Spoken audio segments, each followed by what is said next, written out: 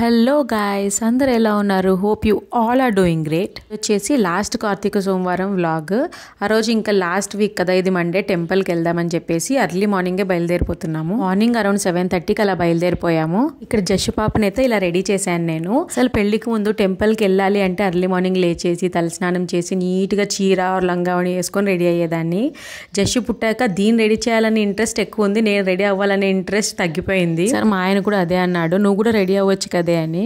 నేను అదే ఈసారి ఫిక్స్ అయ్యాను, ఇంకా నెక్స్ట్ టైం జషుతో పాటు నేను కూడా నీట్గా రెడీ అయ్యేసి వెళ్ళిపోవాలి, so that we can take nice photos కదా, ఈ ఏజ్లో మెమరీస్గా ఉంటుందని చెప్పేసి దానికోసమైనా రెడీ అవ్వాలని ఫిక్స్ అయ్యాను. ఇప్పుడు నేను జషుకు వేసిన డ్రెస్ 1 year ఓల్డ్ అండి, అంటే ఇప్పుడు దానికి 22 months కదా, దానికి 10 months ఉన్నప్పుడు తీసుకున్నాను ఆ డ్రెస్. గౌరమ్మ పండగ అని రాయలసీమలో ఉండే వాళ్ళకైతే తెలుస్తుంది. కార్తీక పౌర్ణమి రోజు గౌరమ్మ పండగ అని చెప్పేసి, అంటే కర్ణాటకలో కూడా గౌరీ హబ్బ అని చేస్తారు.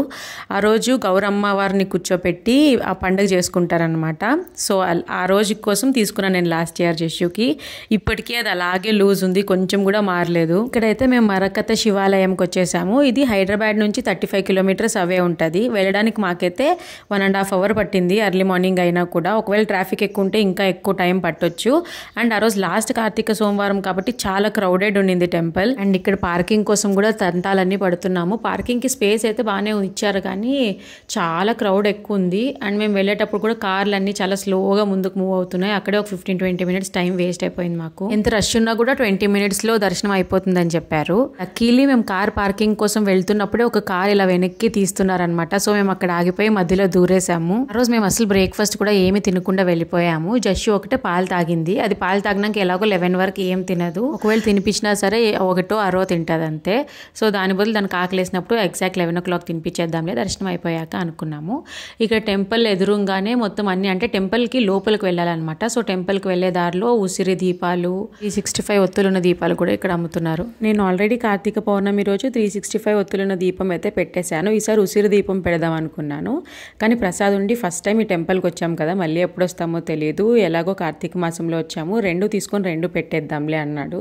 సో సరే అని చెప్పేసి చెరొకటి తీసుకున్నాను. ఇక్కడ పార్కింగ్ అయిపోయిన తర్వాత రాగానే లెఫ్ట్ సైడ్ తిరిగితే ఇలా మొత్తం అన్ని అమ్ముతున్నారు దీపాలు. కాకపోతే ఇదొకటే అమ్ముతున్నారు అని చెప్పేసి మేము ఫస్టే తీసేసుకున్నాం, కానీ లోపలికి ఇంకా చాలా ఉంది, ఒక 1/2 kilometer ఉంటుంది నడవడానికి. టెంపుల్ అంత డెవలప్డ్ అయితే కాదండి, కానీ ఇప్పుడు అంత డెవలప్ చేస్తున్నట్టు నాకు కనిపించింది. అంత కన్స్ట్రక్షన్ అంతా స్టార్ట్ చేశారు. నేనైతే ఈ టెంపుల్ని ఇన్స్టాగ్రామ్లో డిస్కవర్ చేశాను. ఈ టెంపుల్ వచ్చేసి చండిప్ప విలేజ్లో ఉంది, శంకర్పల్లి డిస్టిక్కే, మన తెలంగాణలోనే 35 kilometers అవే అని చెప్పాను కదా. ఈ టెంపుల్లో స్పెషాలిటీ ఏంటంటే ఇక్కడ ఒక స్టోన్ లాగా ఉంటుంది. ఆ స్టోన్ మీద మనం చేయి పెట్టి ఏదైనా కోరుకున్నాం అనుకోండి, అది జరుగుతుందో లేదో అని చెప్పేసి ఎలా తెలుస్తుందంటే ఆ స్టోన్ రైట్ సైడ్ మూవ్ అవుతుందంట. సో నేను కూడా తెలుసుకున్నాను వెళ్ళేటప్పుడే.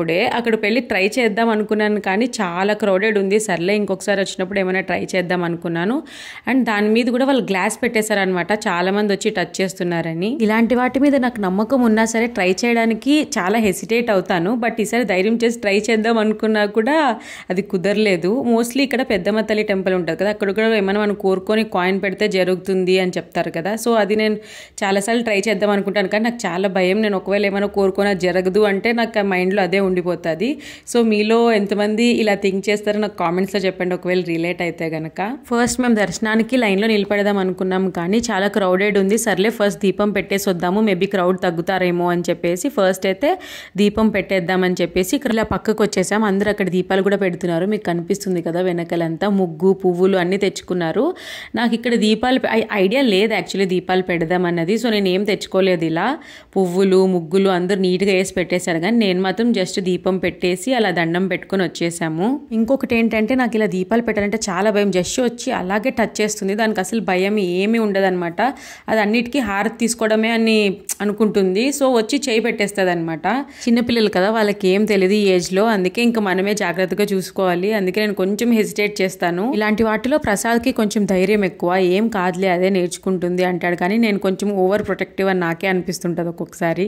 ఇలా దీపం వెలుగుతున్నప్పుడు స్లో మోషన్ వీడియో తీయడం అంటే నాకు చాలా చాలా ఇష్టం అండ్ ప్రసాద్ కూడా చాలా ఇష్టం. ఈ వీడియో అయితే ప్రసాదే తీశాడు. నేను ఒకవేళ మర్చిపోయినా సరే నాకు ఇష్టం అని చెప్పేసి అలా స్లో మోషన్ షాట్ ఒకటి పెడతాడు ఆయన. ఇంకా అలా దీపం పెట్టేసి ఇంకా క్యూలో అయితే నించున్నాము.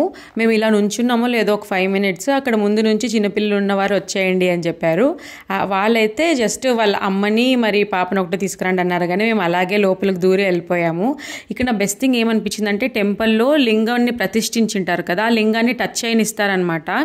టచ్ చేసి మొక్కోవచ్చు మనము. నాకు చాలా మంచిగా అనిపించింది అలా టచ్ చేసి మొక్కొనివ్వడం. అండ్ ఎగ్జాక్ట్ టెంపుల్కి ఆపోజిట్లో ఒక లింగం ఉంటుంది. అక్కడ అందరూ అంటే పాలతో లేదా తేనెతో వాటర్తో అంతా బాగా అభిషేకిస్తున్నారనమాట. అందరూ అస్సలు చాలా క్రౌడెడ్గా ఉండింది. అయినా నేను అలాగే ట్రై చేసి వెయిట్ చేసి మరీ వెళ్ళి నేను కూడా అలా అభిషేకం చేసేసి వచ్చాను. ఇక్కడ నాకు ఒక విషయం నచ్చలేదండి. చాలా మంది ఆడవాళ్ళలో ఏం చేస్తున్నారంటే వాళ్ళు ఇలా శివలింగం మీద మొత్తం అభిషేకం చేస్తారు కదా, అభిషేకం చేశాక వాళ్ళు మొక్కుకుంటున్నప్పుడు డైరెక్ట్గా చేత్తో మొక్కోవచ్చు, కానీ వాళ్ళు తలని లింగం మీద పెట్టి మొక్కుతున్నారనమాట. అసలు నాకు తెలిసినంత వరకు అయితే లింగానికి హెయిర్ టచ్ చేయొద్దని అందరూ చెప్తున్నారు అక్కడ. అయినా కూడా పట్టించుకోకుండా అందరూ అలాగే చేస్తున్నారు. ఎవరెవరు ఇష్టం అని మీరు అనుకోవచ్చు, బట్ అలా దేవుడికి డైరెక్ట్గా మన జుట్టు తగిలించడం మంచిది కాదని నా ఒపీనియన్. జస్ట్ నేను చెప్తున్నాను అంతే. నేను ఒక స్టోన్ గురించి చెప్పా కదా, ఏమైనా కోరుకుంటే అది మనకు జరుగుతుంది అంటే ఇలా టర్న్ అవుతుందని. అది ఇదే యాక్చువల్గా అయితే ఓపెన్లో పెడతారంట, కానీ ఈసారి ఏమో మరి క్లోజ్ చేశారు. మేబీ కార్తీక మాసంలో క్రౌడ్ ఎక్కువ ఉందని క్లోజ్ చేస్తారు, మరి రీజన్ అయితే నాకు తెలియదు. సో ఇలా మొత్తం దర్శనం అంతా చేసేసుకొని ఇంకొచ్చేసాం. మాకు మొత్తం అంతా కలిపి 1 hourలో మొత్తం అయిపోయింది, దీపాలు పెట్టడం దర్శనం అంతా కూడా. సో ఇంక రాగానే మేము బాక్స్ తెచ్చుకున్నాం అనమాట బ్రేక్ఫాస్ట్కి. ఇంకా బయట ఎలా ఉంటుందో తెలియదు కదా విలేజ్ అని చెప్పేసి. జషుకి అయితే పార్సల్ తెచ్చాము ఇడ్లీ. అది ఏది పడితే అది అసలు తింది. ఇంకా బనానా తెచ్చినా కూడా అస్సలు తిందు, అందుకే ఇడ్లీ తెచ్చాము, అదైతే ఖచ్చితంగా తింటుందని చెప్పేసి. మేమైతే ఓవర్ నైట్ సోక్ ఓట్స్ తెచ్చుకున్నాము. మేమిద్దరం దానికి తినిపించేసి ఇంకా ఓవర్ నైట్ సోక్ ఓట్స్ కూడా మేము కూడా తినేసి ఇంకా స్టార్ట్ అయిపోతున్నాము. ఇది అస్సలు చాలా అన్ఎక్స్పెక్టెడ్గా ఈ టెంపుల్కి వచ్చాము. ముందు రోజు సండే అనుకున్నాము, మండే వచ్చేసాము. ఈ మధ్య ఏంటో ఈ మాల్స్కి వెళ్ళడం షాపింగ్కి వెళ్ళడం కంటే టెంపుల్స్కి రావడమే చాలా మంచిగా అనిపిస్తుంది నాకు. దిస్ ఈజ్ కాల్డ్ మెచ్యూరిటీ ఏమో నాకు తెలియదు ఏమంటారు. ఇంకా అలా ఇంటికి వచ్చేసి ఆఫ్టర్నూన్ లంచ్ చేసి కొంచెం రెస్ట్ తీసుకొని ఈవినింగ్ ఇలా ఫోటోషూట్ చేద్దామని చెప్పేసి వచ్చాం జషుకి.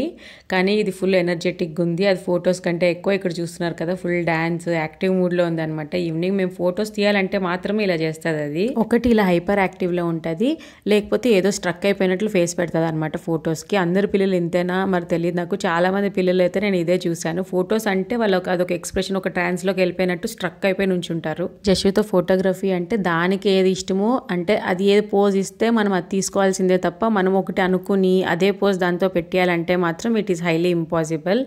ఏదో 100 times-లో 1 time అలా ఒక పోజ్ ఇస్తుంది అంతే మనం అడిగినట్టు. లేకపోతే మిగతాదంతా దానికి ఏది ఇష్టం వస్తే అది చేస్తుంటుంది, మనం జస్ట్ తీసుకుంటూ పోవాలి అంతే. మామూలుగా అయితే అసలు బనానా ఇస్తే ఇంట్లో అస్సలు తినదు, వద్దు వద్దు వద్దు అంటది. కాకపోతే ఆ రోజు ఆడ టెంపుల్లో బనానా ఉంటే బనానా అనింది. ఇస్తే చక్కగా కూర్చొని ఒక 2-3 pieces తినింది. దాని తర్వాత వద్దమ్మా నాకని చెప్పేసి ఇచ్చింది. అంటే అది హాఫ్ కూడా తిందు, మిగతాదంతా మేము తినాలి. అట్లుంటుంది మా జషు బాబుతో. జస్ట్ టైంపాస్కి అలా ఒక్కొక్క ఫుడ్ టచ్ చేస్తుంది అంతే. అలా ఫొటోస్ బాగా వస్తాయి కదా అని చెప్పేసి చెట్లలోకి మధ్యలోకి తీసుకెళ్ళాము. కానీ అక్కడ ఉన్న పువ్వులు ఉసిరికాయలు ఇవన్నీ ఏరుకుంటూ ఆ డ్రెస్ అంతా పిచ్చిగా చేసేసుకుంది. సర్లే ఇదేం అయ్యే పనిలా కాదని చెప్పేసి ఇంకా రిటర్న్ వెళ్ళిపోదామని చెప్పేసి పిలుస్తున్నాము. అది దానికి కూడా ఒప్పుకోవడం లేదు. లేదు నేను ఇక్కడే ఉంటాను, ఇంటికి అస్సలు రానని గోల్ చేసింది ఆ రోజు. ఎలాగో ఒకలాగా ఇంటికి తీసుకెళ్ళిపోయాం మొత్తానికి అయితే. ఇప్పుడైతే నేను ఇక్కడ పన్నీర్ ప్రిపేర్ చేస్తున్నాను. జషుకి అయితే నేను ఫుల్ ఫ్యాట్ పన్నీర్ చేస్తాను, ఫుల్ ఫ్యాట్ మిల్క్ తీసుకొని. మాకైతే లో ఫ్యాట్ పన్నీర్ చేసుకుంటాను. లో ఫ్యాట్ పన్నీర్ రెసిపీ కావాలంటే ఆల్రెడీ షార్ట్స్లో ఉందండి, వెళ్ళి చూడండి. ఇక్కడ నేను పన్నీర్ కోసం అమూల్ A2 బఫెలో మిల్క్ తీసుకున్నాను. 1 liter ప్యాకెట్స్ 2 తీసుకున్నాను అనమాట. దీంట్లో మలై చాలా బాగా వస్తుంది. మీరు చూసారు కదా మిల్క్ పోస్తున్నప్పుడే అందులో క్రీమీగా అంతా వచ్చింది. అండ్ పన్నీర్ అయితే చాలా బాగా వస్తుంది, చాలా సాఫ్ట్గా అండ్ టేస్ట్ కూడా చాలా బాగుంటుంది. ఒకవేళ మీరు ఇంట్లోనే పన్నీర్ చేసుకునే పాట అయితే ఈ మిల్క్ ట్రై చేయొచ్చు. నాకైతే చాలా బాగా నచ్చింది. పన్నీర్ ప్రొసీజర్కి వచ్చేస్తే ఇక్కడ ఫస్ట్ మిల్క్ బాయిలింగ్ పాయింట్లోకి తెప్పియాలి. బాయిల్ అవుతున్నప్పుడు ఇక్కడ నేను వెనిగర్తో చేశాను. అంటే మనం వెనిగర్ ఎంత తీసుకుంటే వాటర్ కూడా అంతే తీసుకొని డైల్యూట్ చేసుకోవాలి. డైల్యూట్ చేసుకొని ఇలా మిల్క్ బాయిలింగ్కి వస్తున్నప్పుడు మనం డైల్యూట్ చేసుకొని పెట్టుకున్నాం కదా వెనిగర్ వాటర్, దాన్ని కొద్దిగా వేసుకుంటూ పోవాలి. మనం కొద్దిగా వేస్తున్నప్పుడు కొద్దిగా బ్రేక్ అవ్వడం స్టార్ట్ అయిపోతుంది. సో అలా మొత్తం మనం వేసే పాటికి మొత్తం అంతా బ్రేక్ అయిపోతుంది అనమాట పన్నీర్. అప్పుడు ఏముంది, ఇలా నేను జల్లెడ పెట్టుకున్నాను. జల్లెడ పెట్టుకొని దానిపైన కాటన్ టవల్ తీసుకున్నాను. నేను పన్నీర్ కనే ఒక టవల్ ఇలా పెట్టుకున్నాను సపరేట్గా. సో ఆ టవల్లోకి పోసేస్తే మనం జల్లెడలోకి మొత్తం అంతా పన్నీర్ వస్తుంది. కింద గిన్నెలోకి మొత్తం వాటర్ వెళ్ళిపోతుంది. ఆ వాటర్నే వే వాటర్ అంటాము. దాంట్లో ప్రోటీన్ చాలా ఎక్కువ ఉంటుందండి. దాన్ని మనం చపాతీస్లోకి, కర్రీస్లోకి ఫ్రిడ్జ్లో పెట్టుకొని శుభ్రంగా వాడుకోవచ్చు 4-5 డేస్ వరకు. ఇప్పుడు ఈ పన్నీర్ అంతా సపరేట్ అయిపోయింది కదా, దాన్ని కొంచెం వాటర్తో నీట్గా క్లీన్ చేసుకోవాలి. ఎందుకంటే మనం వెనిగర్తో చేసుకుంటాం కాబట్టి వెనిగర్ దాని మీద అంటుంటుంది. సో అదంతా వెళ్ళిపోయేలాగా ఫస్ట్ అయితే ఇలా మొత్తం క్లీన్ చేసేసుకోవాలన్నమాట.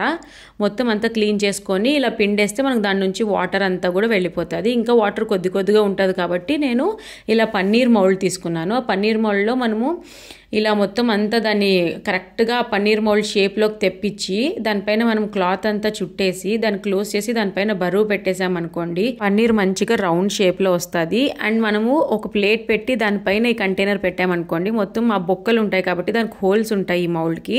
దాని హోల్స్లోంచి మొత్తం వాటర్ అంతా స్ట్రెయిన్ అయిపోయి పన్నీర్లో అస్సలు వాటర్ లేకుండా వచ్చేస్తుంది అనమాట.